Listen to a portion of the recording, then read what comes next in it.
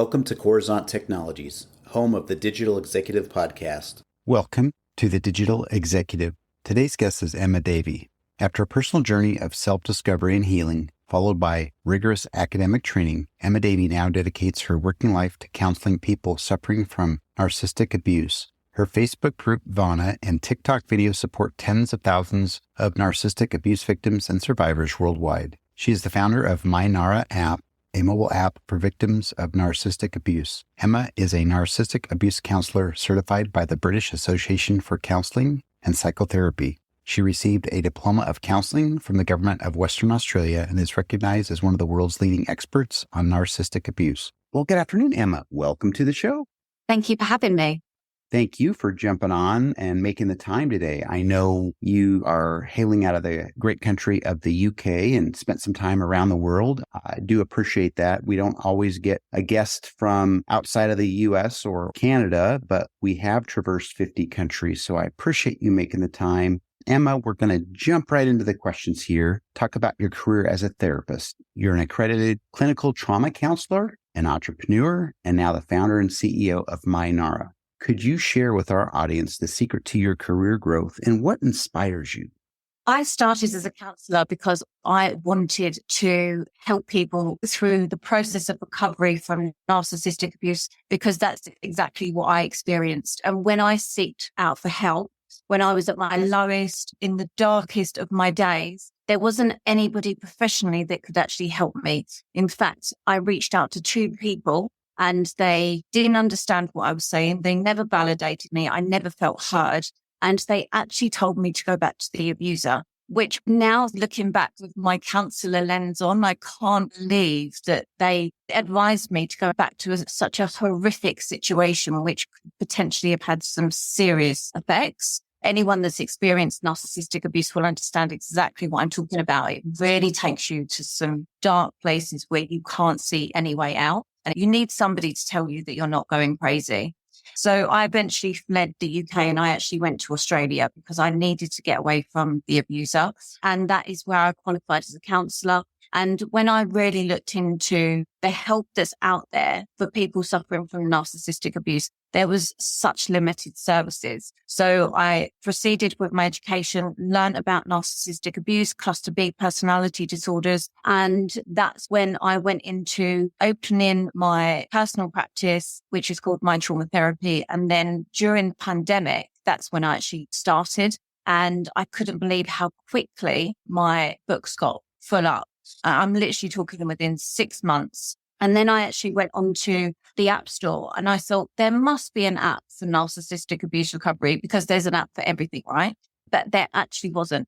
So I thought, I need to do this. I need to get help to people that really need it at 5 o'clock in the morning where they can't sleep because their nervous system is in fight, flight or freeze. And they're just needing validation to know that this is not okay. And I need help and I need to get out, but don't know where to start. So that's where MyNARA started. I love that story. There's always a story here on the podcast. And sometimes it's very traumatic and it's hard to listen to the story sometimes. But because of the story, that's what makes people better, stronger. And in your case, come out not only as a survivor, but developing an app to help potentially millions of others of people that are suffering as well. So that is an awesome story. And Emma, I really, really appreciate that. So Emma, everybody has a story of success, right? Doesn't always start out good, like I had mentioned, but you talked about why you became a counselor. Now, how specifically are you helping people today recover? So I help people recover from narcissistic abuse, coercive control, domestic abuse. And we look at the scenario of what their situation is because everybody is different. But in regards to abuse, they're all suffering pretty much the same type of abuse. So we use multiple different therapy types, brain spotting, somatic therapy, talking therapy, to really find out what is actually going on with the person's body because they look at the situation. But actually, this type of abuse has such damaging effects on the mental and physical parts of the body. And unless we actually find out what's happened traumatically, then we can't really know how it's coming out in the body. Within the app, I want to just express how important it is to start logging evidence. So when you start logging the abuse, you can actually physically see what you're experiencing. Because say coercive abuse, it's not physical. So it's gaslighting, it's mental abuse, it's psychological abuse.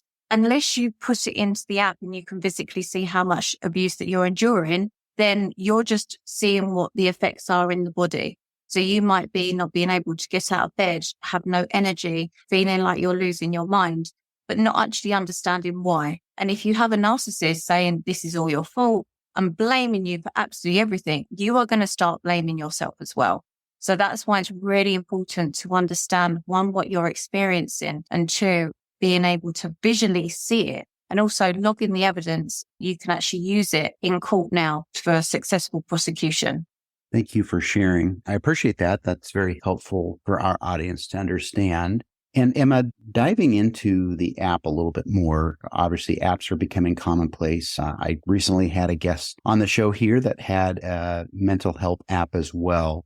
And people are looking for, maybe it's sometimes a quick fix, but in the time of urgent need, that app is going to at least supplement, right? So maybe you can talk to us about the app. Obviously, you touched a little bit on how it can log the abuse and the physical evidence, but how is it truly there in a time of need when people are struggling?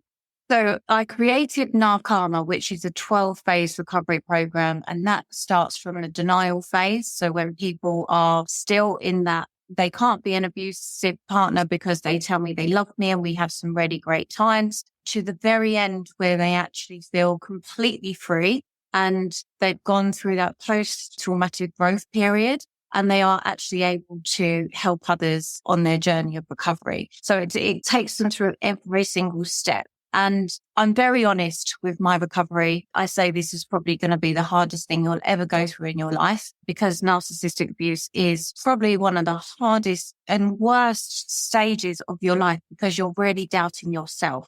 There's a lot of educational parts in the app as well. So really teaching you about what narcissistic abuse is and what you should be looking out for.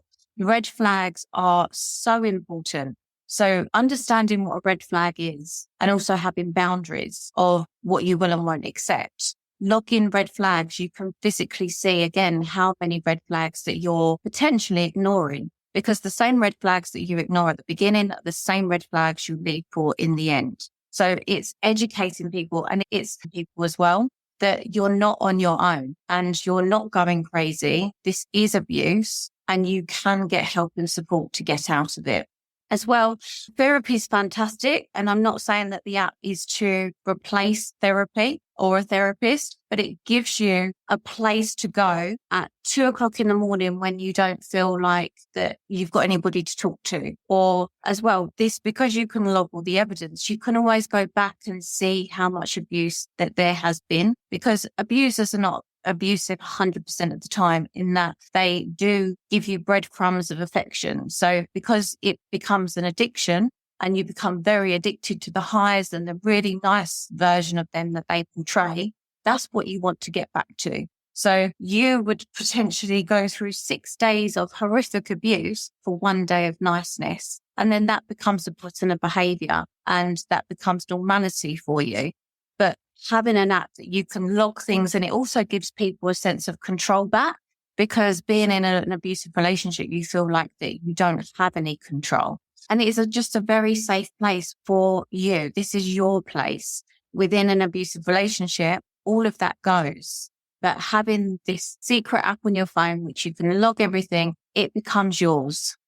Thank you for sharing, Emma. I appreciate breaking that apart for us here. Obviously, there's no app that can replace true human therapy. You know that, but do appreciate the fact that you do have a therapist in your pocket that can give you some guidance and help you through some of those difficult times when a therapist is not immediately available. So I appreciate that. Emma, last question of the day. We are a technology podcast publication. I'm a technologist. We always ask all of our guests, no matter what your background is, if you're leveraging some of that new and emerging tech in your business or your app, which you might be able to get into. And if not, if there's some other cool tool or app that you found useful, you might share with us today. For me, I would say the biggest app that has been the most impactful in my life has been Zoom, because it has enabled me to speak to clients from all over the world. And it has also made counselling very accessible. So people see me in their lunch breaks. They see me after they put the children to bed, and they can see me at any time of the day, wherever they are in the world. I just find that Zoom has really helped bring people together and allowed people to gain access to really good people within certain areas of profession to help them in whatever capacity that is. That's awesome. I think Zoom is probably, especially since the pandemic, has been the number one app for people to communicate and stay in touch with loved ones, colleagues, and in some cases, therapists, obviously. Emma, it was such a pleasure having you on today, and I look forward to speaking with you real soon. Thank you very much. Bye for now.